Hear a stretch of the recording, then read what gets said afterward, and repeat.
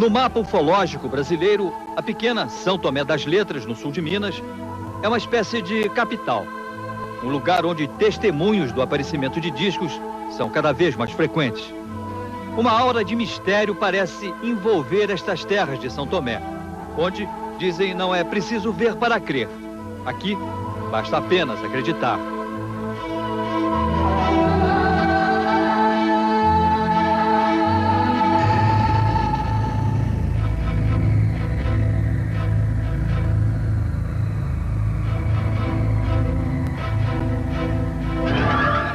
A cada pôr do sol, a cidade se prepara.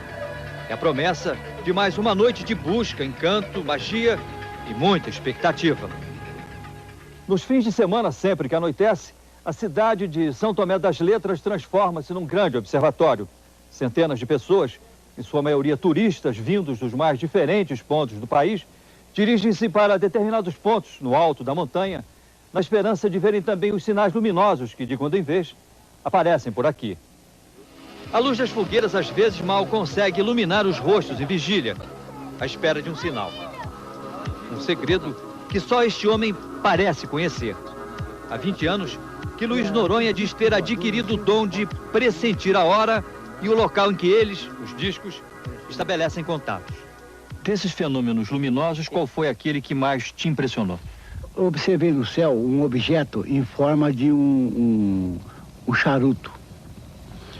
E atrás desse objeto, diversos outros objetos menores que bailavam, sabe assim? Bailavam, faziam manobras impressionantes no céu. E foi quando a minha mulher me disse assim, olha o outro. Eu quando falei, não, estou vendo. Ela falou assim, não, lá. Quando eu olhei, vinha descendo um objeto, mas do jeito que ele veio, ele entrou dentro da nave. Além de testemunha, Noronha é um mestre na arte de registrar as histórias sobre o aparecimento das naves. Ninguém como ele sabe distinguir nas palavras do homem ingênuo do campo a diferença entre a realidade e a imaginação. O senhor, por acaso, nas suas andanças, vindo de Santo Tomé para aqui para a fazenda, o senhor nunca observou no céu alguma luz, assim, laranja ou vermelha ou branca, que andasse, que... Ah, isso eu já vi. Já viu? Já, muitas vezes você muitas vezes. É? O senhor acha que essas luzes eram o quê?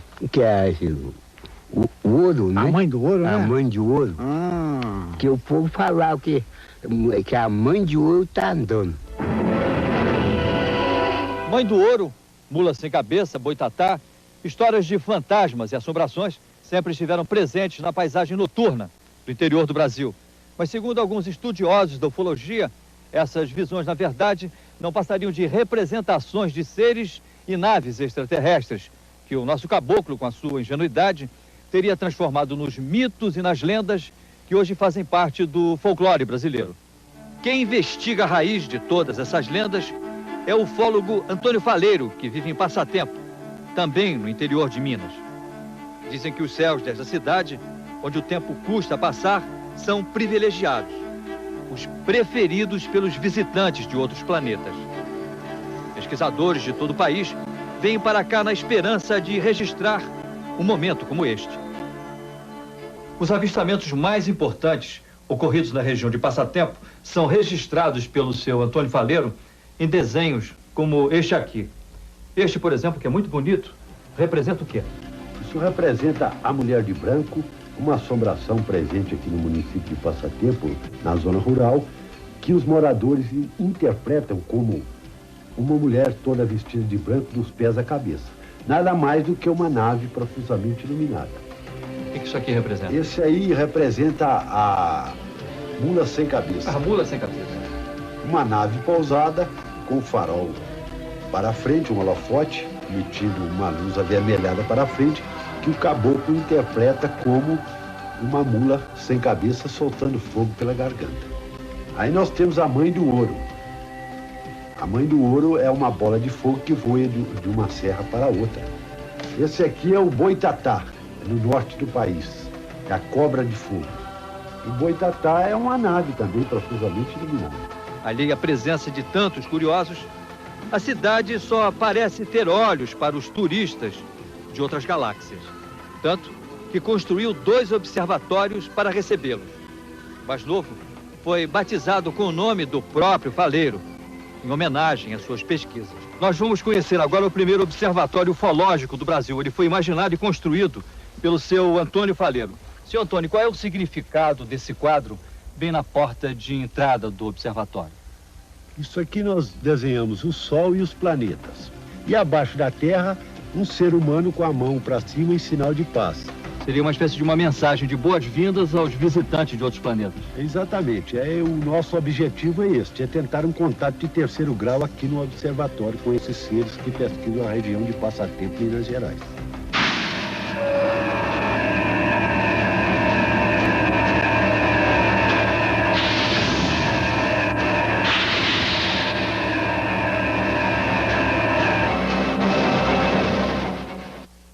Foi exatamente aqui que você fez o teu primeiro contato. Exatamente. Como é que foi? Foi da seguinte maneira.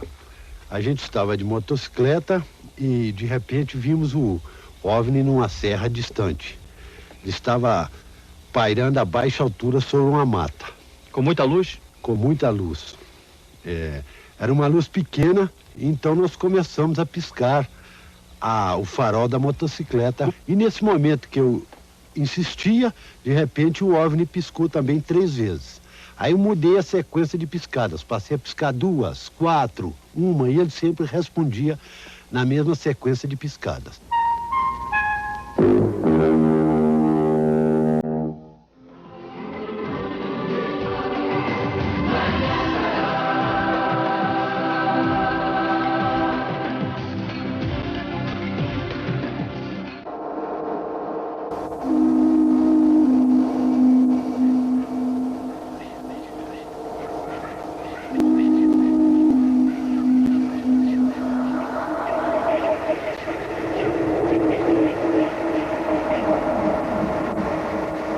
Eles já estão entre nós.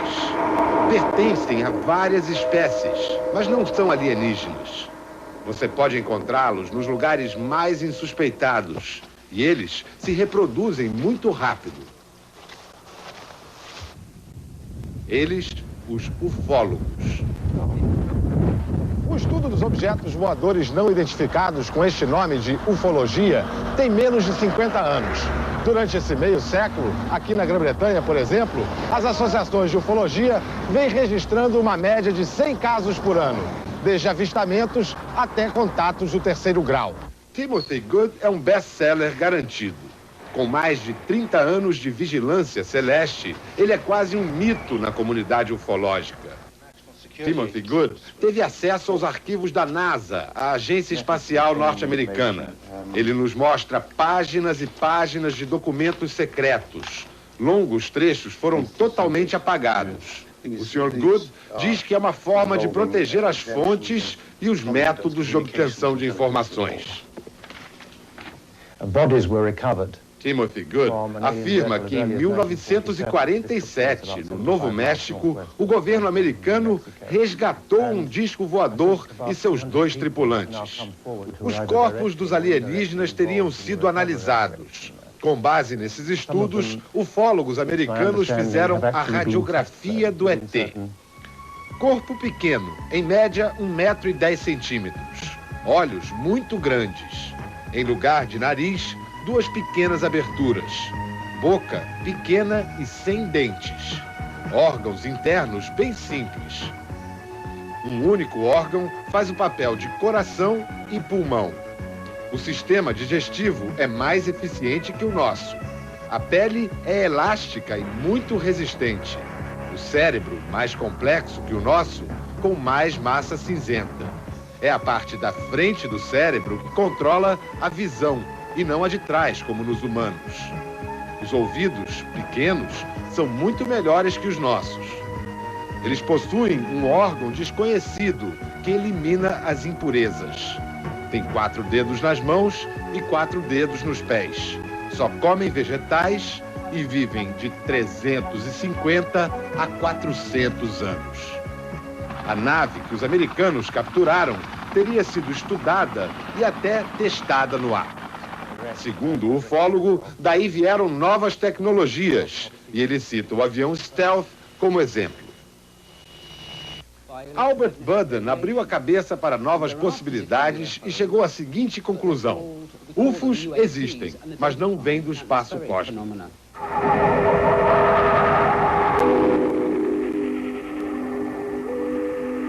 São experiências induzidas por radiações eletromagnéticas geradas pela própria Terra.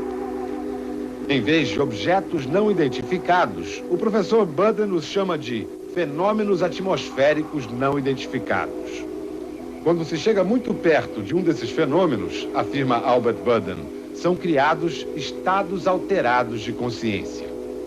Daí, as histórias de avistamentos, contatos e raptos seriam todas reais, mas aconteceriam dentro do cérebro.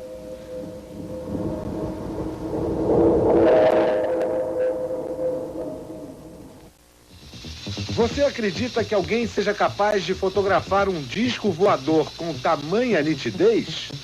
Estas fotos pertencem ao caso mais polêmico da ufologia mundial. O autor delas é o suíço Eduard Willy Meyer, um homem que metade dos ufólogos considera um impostor e a outra metade um descobridor. Este filme também foi feito pelo suíço Meyer. Seria mais uma fraude? Esse filme foi pesquisado pelo Major Como Ronkiewicz no local.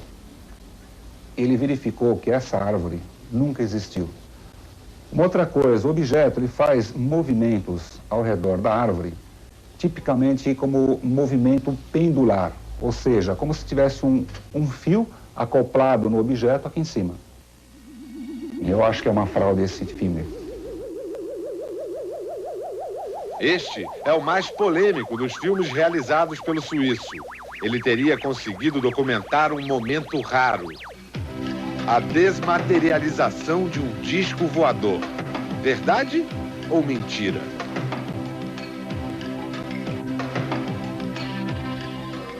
Determinadas análises que foram feitas mostram que quando o objeto desaparece e depois torna a aparecer, há um processo em que há um corte da foto e o encaixe de uma sequência posterior, como se fosse feita uma edição, como se fosse feita uma emenda.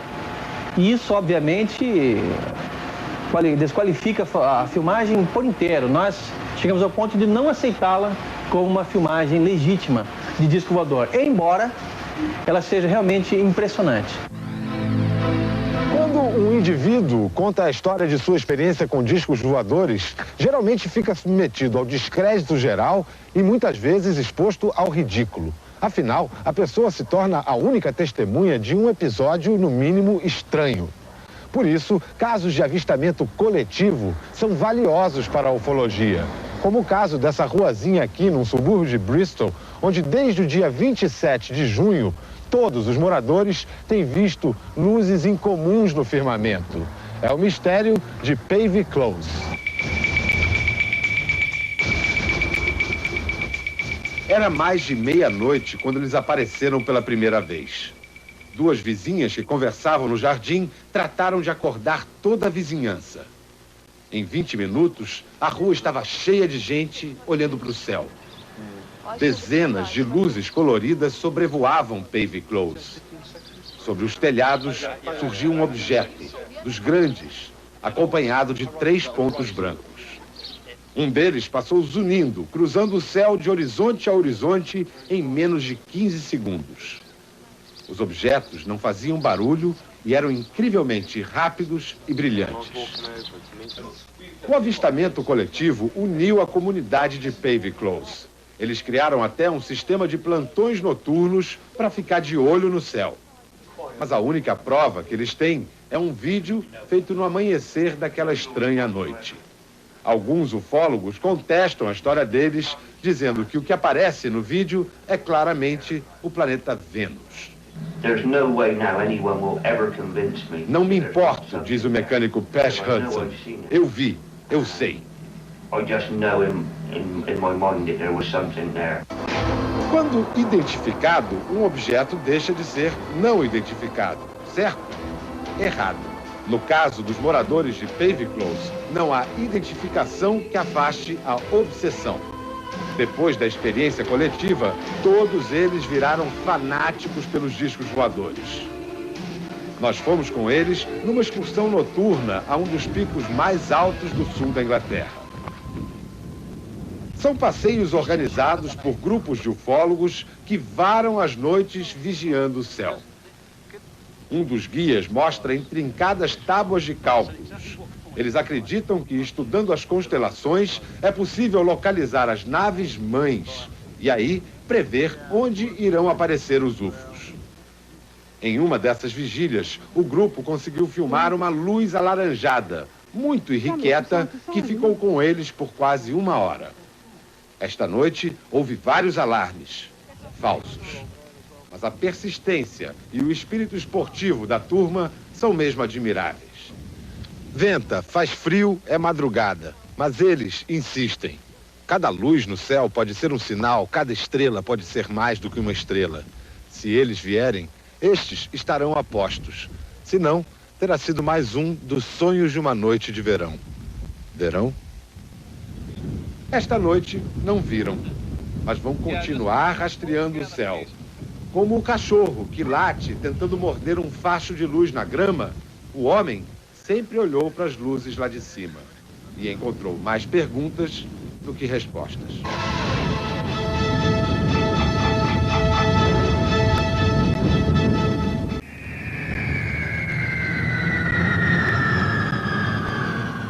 A sequência do voo e do pouso de uma mancha escura nos confins da Sibéria. Uma esfera misteriosa fazendo evoluções nas montanhas do Cáucaso. Estes retratos em branco e preto são as evidências mais fortes que se pode encontrar na Associação Ufológica da Comunidade de Estados Independentes. Países onde até bem pouco tempo atrás, câmeras domésticas de vídeo não existiam.